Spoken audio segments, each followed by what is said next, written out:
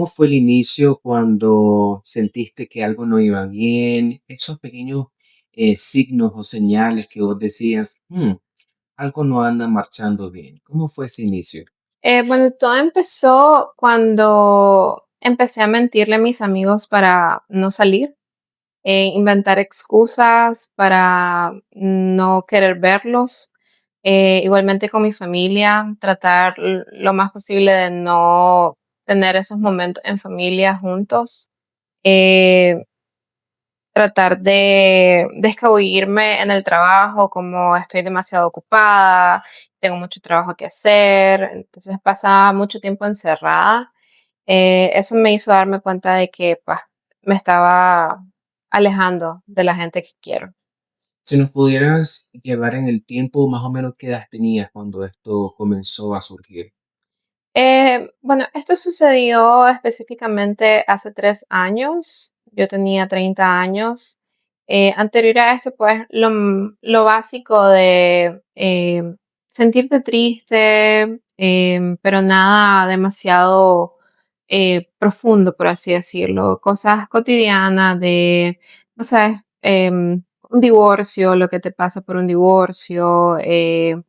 La violencia psicológica que recibí durante la relación, sobrellevar todo eso, pues no le ponía mucha mente, pero sí obviamente iba causando un daño que poco a poco se fue acumulando y llegó un momento en el que exploté, pues. Y si pudiéramos irnos un poco más atrás, considerarte que hubieron momentos o situaciones en la adolescencia que tal vez marcaron tu vida, o dirías que todo inició, como mencionaste, hace 3 años atrás. Bueno, durante mi adolescencia sí, por mi físico, tenía mucha baja autoestima, entonces eso fue un factor bastante importante porque no solamente recibía las críticas de parte de mis compañeros de la escuela, bueno, no mis amistades, pues, pero personas con las que me relacionaba todos los días, sino que también por parte de mi familia. El típico comentario de, ala, te ves más gorda, ¿qué te está pasando? O qué bonita tu carita, te verías mejor si fueras más delgada. Ese tipo de comentarios, pues, obviamente hieren, pero aparte de eso, pues nada fuera de lo normal. Sí me tocó, tenía yo una beca del 50% en la UCA y mis padres un día me dijeron como ya no te podemos seguir pagando la universidad, o cambiar de universidad o buscas trabajo. Entonces ahí fue donde me tocó pues comenzar mi vida adulta, por así decirlo, y buscar trabajo en un call center. Ahí fue donde empecé. Y pa, ahí. Interesante cuando mencionas, es la típica vivencia de la secundaria o incluso a veces primaria, ¿no? Y siempre tenemos estos comentarios pasivo-agresivos, en donde la primera parte del comentario supuestamente es positivo, pero trae a colación o en la cola, vamos a decir, la verdadera connotación. ¿Cómo consideras cuando creces, llegas a la adultez o sales de la adolescencia? ¿Viste algún cambio radical en cómo percibías este tema? ¿O sentiste que todo continuó la vida normal durante ese lapso transición de adolescente a adulta? Creo que lo que marcó un antes y un después fue mi embarazo, mi primer embarazo. Entonces ya convertirte en mamá a fuerza te hace madurar.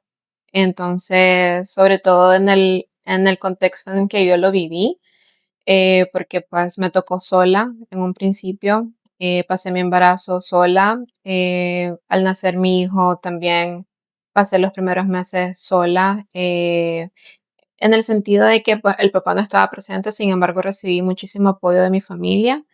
eh, pero eso sí marcó el antes y después de cómo yo percibía este tipo de tratos o de comentarios hacia mi persona, porque pues ya no me afectaban del todo, ya era como pasó a segundo plano, ya mi prioridad o de la manera en cómo yo em, trataba mis relaciones eran ya diferentes, ya eran relaciones muy diferentes, ya mi círculo se venía reduciendo un poco más, entonces la mayoría de las pláticas iban en torno a mi bebé. Y cuando y si nos paramos un momento en la parte de maternidad, que como decís transformó, cambió tu vida, a veces también mujeres experimentan depresión postparto. ¿Fue este tu caso o cómo fue esa etapa recién haber dado a luz? No, fíjate que gracias a Dios no fue algo que me haya sucedido. Em, yo recibí a mi hijo muy feliz a pesar de las circunstancias en las que estaba. Si bien mi primer hijo no fue buscado, siempre fue deseado, pero no pasé por esa etapa. Sí me costó mucho como el cambio tan drástico de mi vida antes y después del embarazo, pero sí, no padecí de depresión postparto. Muy bien. Me alegra escuchar de que la transición también fue positiva y saludable. En relación a la familia, cuando comenzás a notar estos cambios hace pocos años, ¿quiénes fueron o quién fue la primera persona a quien le confiaste tu sentir? Si hubo alguien en ese momento. Sí, lo platiqué con mi mejor amiga, le platiqué cómo me venía sintiendo al respecto, pero ella intentaba de alguna manera como insistir en veámonos, quiero que me contes esto en persona, quiero que te distraigas, que cambies de ambiente, pero pues yo ya estaba como muy, digamos, en el fondo de cómo me venía sintiendo y ya eso para mí no era como algo que yo quisiera hacer. Entonces siempre buscaba la manera en cómo decirle que no. Entonces, cuando te das cuenta de que reunirte con tu amiga no te iba a ser una idea útil, ¿qué surgió después? ¿Qué pensamiento te vino al verte que no había salida con tu amiga? Sí, lo que pasa es de que, como te dije, se venían acumulando muchas cosas y no le dediqué tiempo a cada uno de estos cambios que vinieron pasando en mi vida. Por ejemplo, yo llevaba 5 años trabajando en una empresa donde era presencial y se surgió una oportunidad de trabajar desde casa, entonces la tomé. Y obviamente ahí te empiezas a aislar, ¿verdad? Porque ya dejas de ver personas diariamente, cambia tu rutina, ya no tenés que salir de la casa. Entonces mi oficina yo la hice en el mismo espacio que mi cuarto. Entonces no le dediqué o no le puse atención a esos pequeños cambios que venían surgiendo. Entonces al estar ya todo el día en casa, entonces ya era más tiempo de ver a mi familia, cosa que no pasaba antes. Entonces ocurrían discusiones, desacuerdos.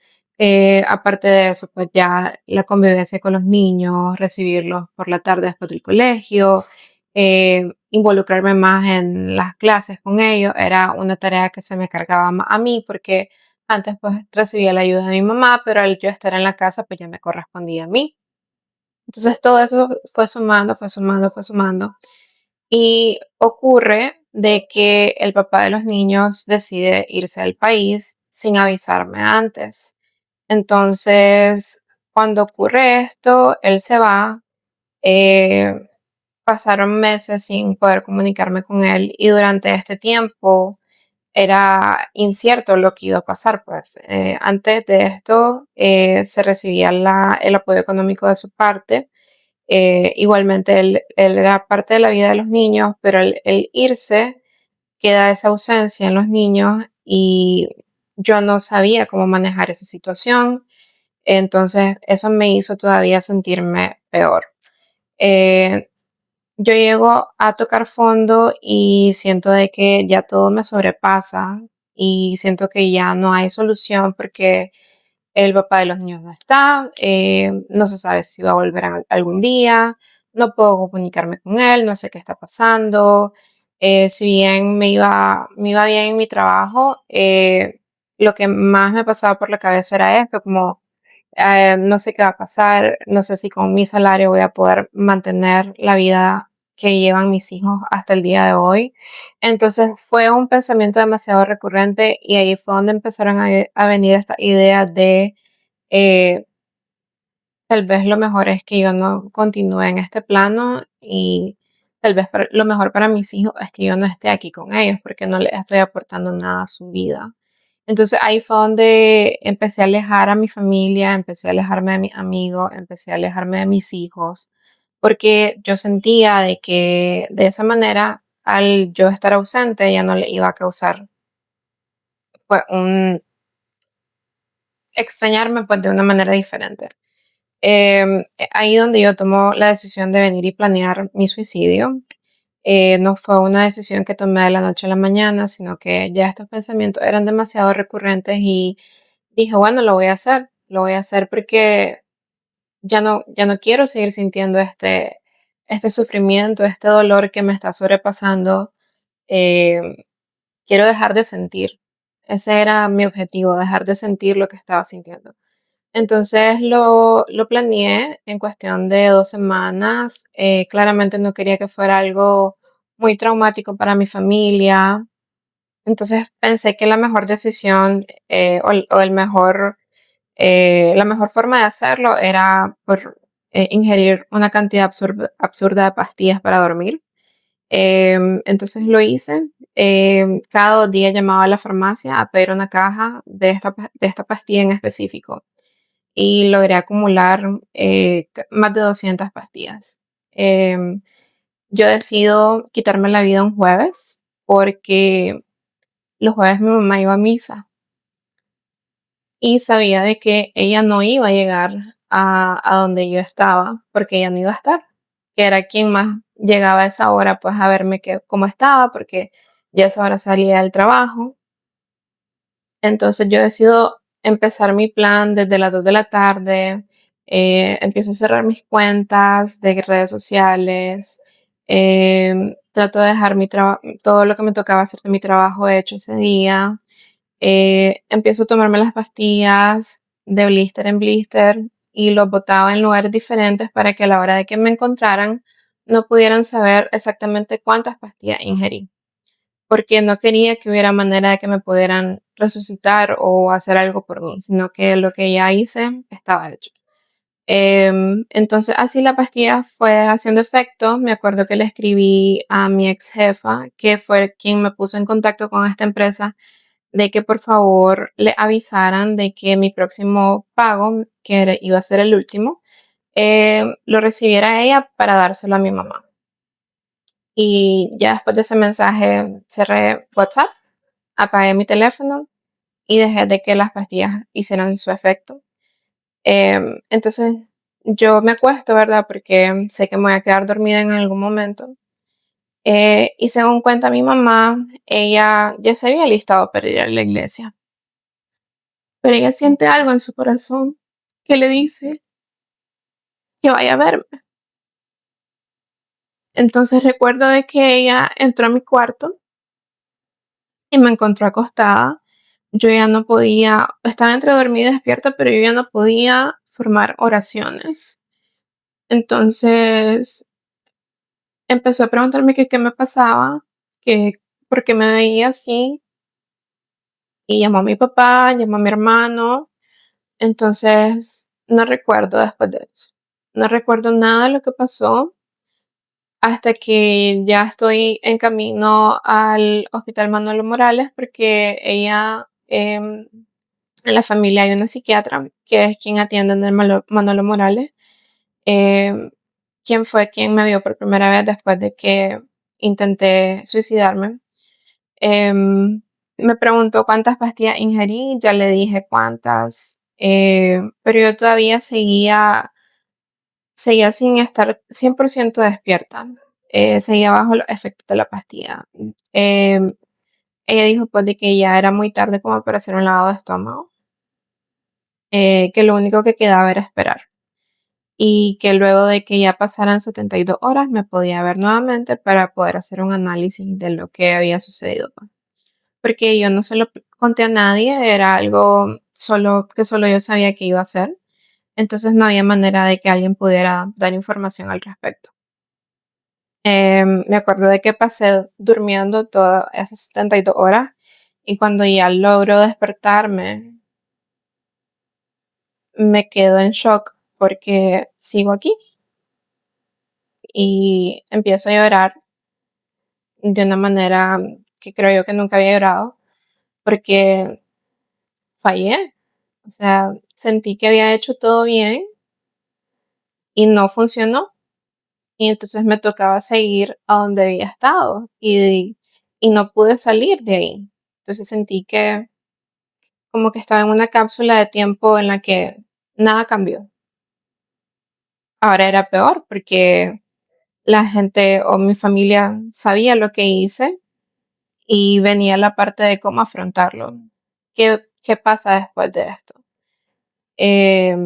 Y no sabía lo que me esperaba. Entonces, cuando me vio la psiquiatra nuevamente, empezamos a hablar del tema. Me recetó unos antidepresivos que no me funcionaron. Los efectos adversos fueron muy fuertes en mí. Me provocaban movimientos involuntarios. Sentía de que la gente me quedaba viendo y como que sabían lo que había hecho, como el síndrome de persecución. eh, Recurrían los mismos pensamientos de buscar de nuevo la manera en cómo hacerlo. Mi familia tuvo que revisar todo mi cuarto. De hecho, yo había construido un apartamento al fondo de la casa, entonces tuvieron que, yo tenía cocina, tenía baño, tenía mi cuarto y tuvieron que sacar todo lo que era cuchillo, tijeras, todo lo que con lo que yo pudiera atentar contra mi vida nuevamente. Entonces, siento que lo que más me, me golpeó de toda la situación fue el ver cómo mi mamá sufrió esto, porque pues mis hijos, gracias a Dios, no presenciaron nada de esto, ellos al día de hoy no saben, pero sí mi mamá, porque siento de que no merecía pasar por lo que la hice pasar. Es sí, algo que me cala mucho. Ahora, después de este intento que tuviste, que afortunadamente tu familia, especialmente tu mamá, te pudo ayudar, inicias tratamiento con la psiquiatra, ¿qué sentís que fue o ha sido un pilar fundamental para esta nueva vida de Maché Mendieta? Creo que lo más importante fue el buscar ayuda, el aceptar de que, bueno, esto no funcionó, eh, no puedo volver a intentarlo, entonces tengo que buscar cómo solucionarlo, porque si ya no me quiero sentir así y intentar suicidarme no funcionó, entonces tengo que buscar algo que sí me vaya a funcionar. Entonces empiezo este tratamiento, ¿verdad? Pero al ser una psiquiatra que era parte de la familia, no me hacía sentir muy cómoda platicarle pues todo lo que me llevó a este punto. Entonces busqué otro psiquiatra, el doctor, perdón, Luis Molina. Él me cambió el, el antidepresivo por otro que es el que continúo hasta el día de hoy, pero con una dosis más alta. Eh, entonces empezamos las terapias, ¿verdad? Como era algo muy reciente, me veía cada 15 días. eh, y empezamos a analizar la raíz de todo esto. Y fue eso, el golpe de realidad de saber que me iba a tocar a mí crear a dos niños sola. Entonces eso fue algo que que me movió demasiado al piso y me hizo darme cuenta que no estaba preparada para eso y no sabía cómo manejarlo.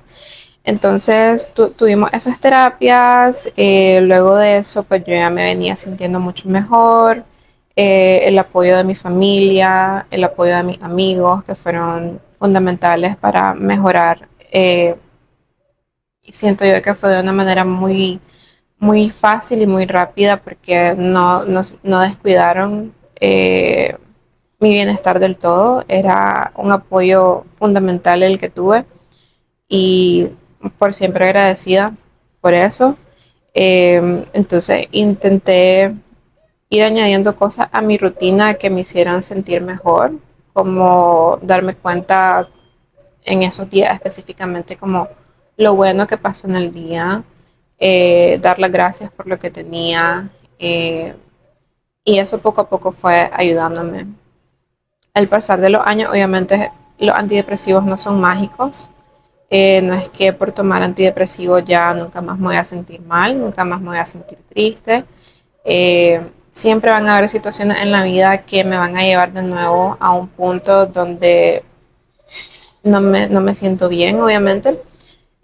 Pero de eso se trata la continua supervisión y acompañamiento del psiquiatra y la psicóloga, porque pues llegó un momento donde yo dije, no es posible que yo tenga que depender de una pastilla para ser normal.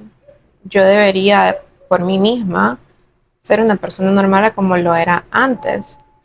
Y varias veces intenté dejar el tratamiento por mi cuenta y me volvía otra vez una persona que otra vez se retraía, que otra vez actuaba como que todo estaba normal, que o explotaba de una manera con mucha ira. Entonces volvía de nuevo al tratamiento y todo cambiaba. Entonces era como, me tocó llegar al punto de aceptar de que así como hay personas diabéticas que necesitan de su insulina o personas que padecen de la presión que necesitan su pastilla, así yo también necesito de mi antidepresivo para poder mantenerme en calma y poder manejar mejor las situaciones. Entonces sí me costó mucho hacer las paces con eso. Eh, el día de hoy, pues ya aparte de mi antidepresivo, tengo una pastilla más que es un regulador del ánimo, porque, como te digo, situaciones pasan y hace poco pues me tocó vivir que operaron a mi papá de la columna y es una operación muy riesgosa y me ha tocado, a como todos nos toca en algún punto ver cómo nuestros padres envejecen y pues, el mío le ha tocado bastante duro porque era una persona muy autosuficiente y poco a poco ha ido perdiendo diferentes habilidades, que quedó ciego de un ojo, la artritis, el problema de la columna. Entonces, ahora que decidieron operarlo, era un miedo muy grande el que sentía y me mantuvo eh, muy down, esperar, porque fue bastante rápido entre ok, lo vamos a operar y darle fecha para operarlo. Fue muy corto el tiempo y me tocaba viajar fuera del país. Entonces me daba una ansiedad increíble saber de que mi papá iba a entrar a la cirugía y que yo no iba a estar aquí y que cualquier cosa podía pasar, que mi mamá iba a estar aquí sola. Entonces el doctor me preparó para eso y me recetó este regulador del ánimo y pues, gracias a Dios todo salió bien. Pero igualmente eh, los cambios que las etapas por las que están pasando mis hijos, mi hijo mayor ahorita está entrando en la etapa de la adolescencia y hay muchas cosas pues que son nuevas para mí, que también me está costando manejarlas. Entonces también estoy buscando apoyo para ellos, ya los tengo en terapia psicológica ambos y porque siento de que es algo que la salud mental se tiene que cuidar en cualquier momento de la vida y como madre me siento muy responsable de, de que, de que lo que me pasó a mí nunca les pase a ellos. Y por eso estoy tratando de cuidarlos desde ahora. Me enorgullece escuchar de que has tomado la decisión de conseguirles a temprana edad am, ayuda profesional o acompañamiento profesional, porque también existe este estigma en que uno solo va al psiquiatra o al psicólogo hasta que tenemos algún trastorno, alguna enfermedad mental. Pero la ayuda profesional siempre puede ser un acompañamiento, incluso para desarrollar habilidades, o como dijiste, como madre, el aprender a cosas nuevas, ¿no? Las etapas normales del desarrollo de cada ser humano. Quiero regresarme unos minutos antes, que dijiste una palabra interesante. Imagino que vino desde la costumbre, o vamos a decir la costumbre, dijiste ser normal. Contame ¿qué te lleva a decir o qué te llevó a decir esta palabra normal? Sé que no lo dijiste de una manera negativa, pero está presente siempre en el vocabulario de los nicaragüenses o de las personas en general. ¿Qué pasó por tu mente cuando dijiste la palabra? Yo quería ser una persona normal. Sí, bueno, normal para mí es alguien que no necesita de medicación para estar bien. Poder hacer mis tareas cotidianas, trabajar, cocinar, atender a mis hijos, estar en familia. Entonces, eso para mí es ser una persona normal. Alguien que, ok, tuvo un problema y buscó soluciones. No se enfrascó en no puedo, esto es muy difícil, no sé cómo solucionarlo, si pido ayuda se van a burlar de mí, eh, sino que alguien que puede resolver, que tiene las herramientas para resolverlo, sea cual sea el problema. Eso es para mí ser una persona normal, una persona funcional. Yo lo dejé de ser, entonces yo quería volver a ser esa María José de antes, de que podía actuar, ponerse la máscara de todo está bien, pero por dentro todo está mal. Y no causarle esa preocupación a nadie. Principalmente no sentirme una carga para mi familia de tengo estos problemas, necesito ayuda. Entonces, siempre tratar de solucionar uno. Entonces, yo podía hacerlo, yo lo era, eh, pero ya después de un tiempo no pude. Eh, y entonces eso me hacía sentir como ya no soy la misma de antes.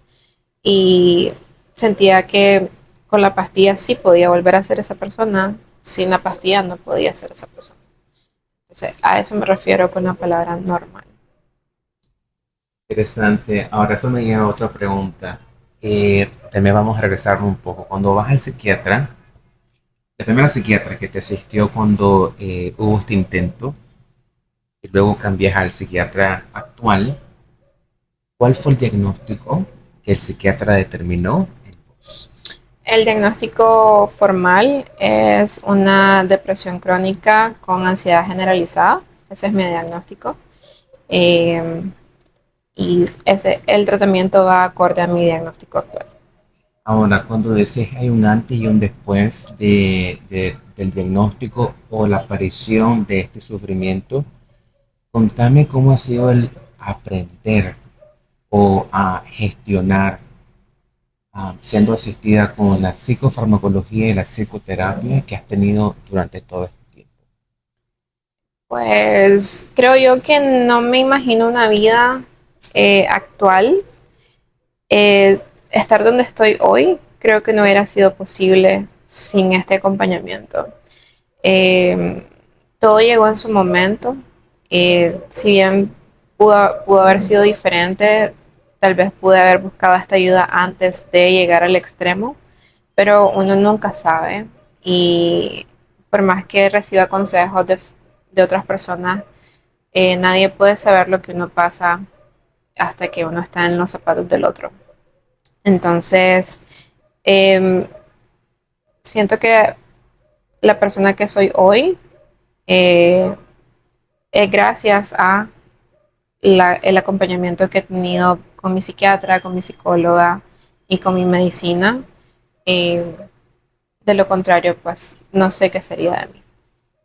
Ahora mencionaste algo muy interesante, la parte de sentirte cómoda y con mayor confianza cuando cambiaste de psiquiatra, dado que la primera psiquiatra había un vínculo emocional o social por la parte familiar versus el otro psiquiatra que era más neutral. Contame un poco más sobre eso. Sé que mencionaste no te sentías cómoda y tampoco el tratamiento estaba siendo efectivo. ¿Qué más pasaba dentro de vos cuando esta psiquiatra con vínculo te asistía? Em, Creo yo de que cuando uno busca la ayuda profesional, sobre todo para algo tan importante como es la salud mental, se tienen que alinear tus creencias con las de el profesional con el que te estás tratando. En mi caso, aparte de que era una persona cercana a la familia con la que no me sentía cómoda dándole detalles que ni siquiera mi mamá sabía, por ejemplo, era mucho de eh, positivismo extremo.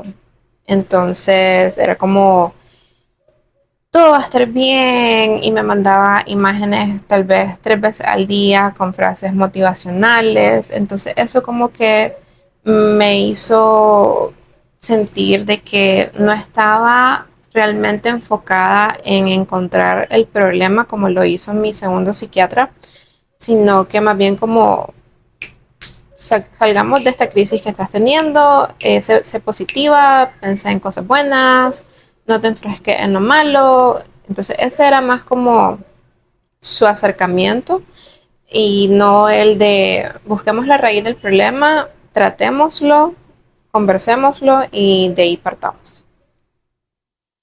Interesante, porque a veces cuando uno busca ayuda profesional o en la comunidad de profesionales de salud mental, siempre decimos esta parte que no es recomendable asistir o ayudar a pacientes con quienes uno tenga un vínculo, porque eh, indirectamente con o sin el deseo de caemos en sesgo o como decía también el paciente está incómodo. Pero cuando uno tiene confianza con alguien, el comentar sus cosas personales, como dijiste, cosas que ni siquiera tu mamá sabía, esa información confidencial que lleva un gran peso emocional, requiere doble de esfuerzo poderlo compartir. Entonces, para mí es una lección reflejada en tu experiencia, cómo esta recomendación se vive en realidad y la importancia que tiene, porque al final todo profesional, sea psiquiatra o psicólogo, su misión u objetivo es asistir al paciente y que pueda encontrar ese balance en la vida, en combinación de la psicofarmacología y la psicoterapia. Ahora, mencionaste otra cosa importante que era, tus hijos no saben. Sé que tus hijos, conozco a tus hijos, uno es adolescente, igual que mi sobrino, y el internet es grande. Hoy que estamos grabando esta conversación, ¿cuál es el plan o qué tienes en mente para cuando llegue el día, tanto de parte de vos hacia él o él lo encuentre en redes sociales, por ejemplo? Sí, algo en lo que venía pensando hoy casualmente y creo que el haber tomado la decisión de que desde ahora tengan el acompañamiento psicológico me va a ayudar a poder hablar de este tema con él de una manera más en confianza de cómo él lo va a percibir. Eh, Obviamente quiero que sepa por mí y no que lo encuentre en el internet o vea comentarios al respecto.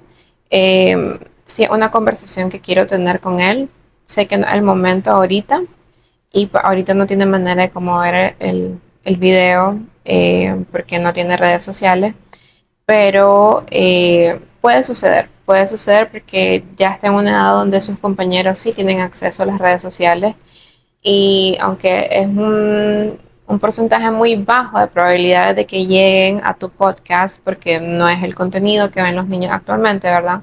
O los adolescentes, si pasara, pues me veré obligada a tocar el tema en ese momento, pero sí planeo hacerlo antes de. Muy bien.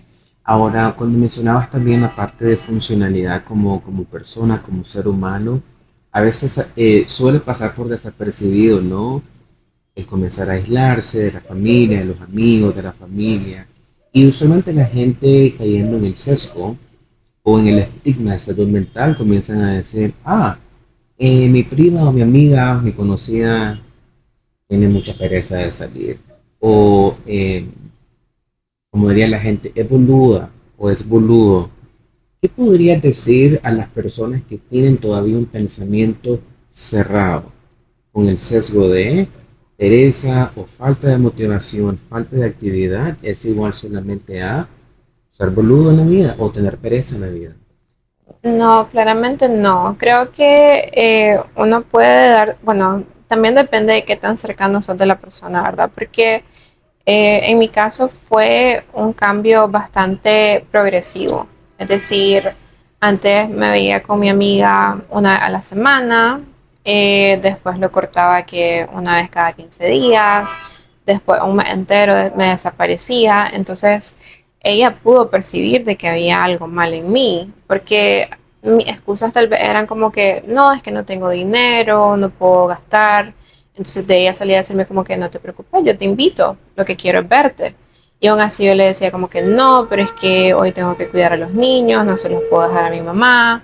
Entonces siempre venía una excusa tras otra, tras otra. Entonces las personas cuando notamos este cambio en nuestros amigos cercanos o familiares cercanos, siempre va a haber una banderita roja que se va a levantar, que te va a hacer ver que no es ya algo normal, sino de que ya es muy continuo y necesitamos ver qué está pasando.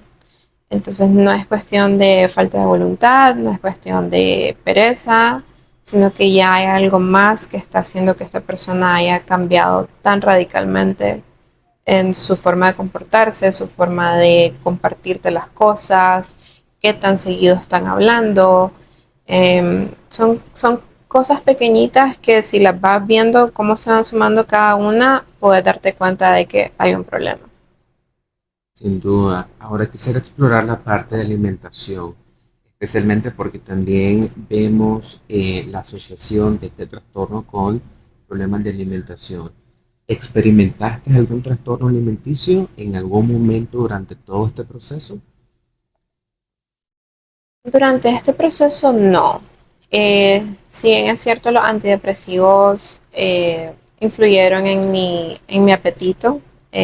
No tenía apetito al comienzo, fue algo que se fue regulando con el tiempo. Sí, durante mi adolescencia tuve trastornos alimenticios, fui bulímica por muchos años, pero eso fue en mi adolescencia. Pero durante este proceso, desde que tuve mi diagnóstico, no. Sí, pues subí bastante de peso, pero no a raíz del tratamiento o de mi diagnóstico.